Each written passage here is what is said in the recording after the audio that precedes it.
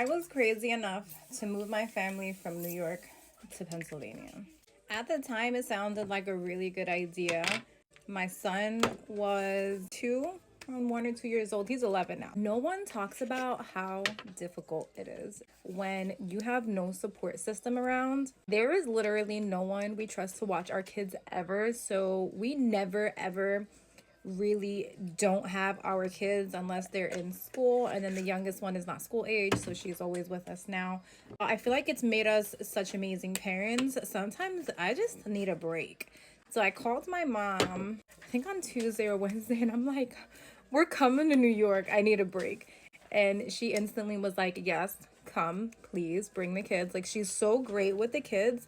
But I mean, she's so far, so there's only so much she can do from where she is. My advice to anyone who's thinking about moving away is absolutely do it if you feel like it is better for your family and your mental health. I do feel like if I was still in New York, I don't know where my life would have taken me. I don't know that I would have owned a home or had all of the things and the luxuries that I do feel like I have today.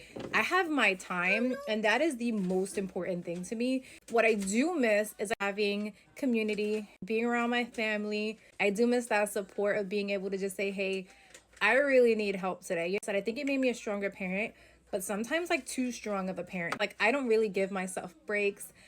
We don't allow for us to like exist. Outside of motherhood, it's really difficult for us to exist. And so I think recently we just started really prioritizing existing. So while it is very difficult to pack up my 3 kids and my 2 dogs in my very little 2019 Honda Civic, I am manifesting a van, guys.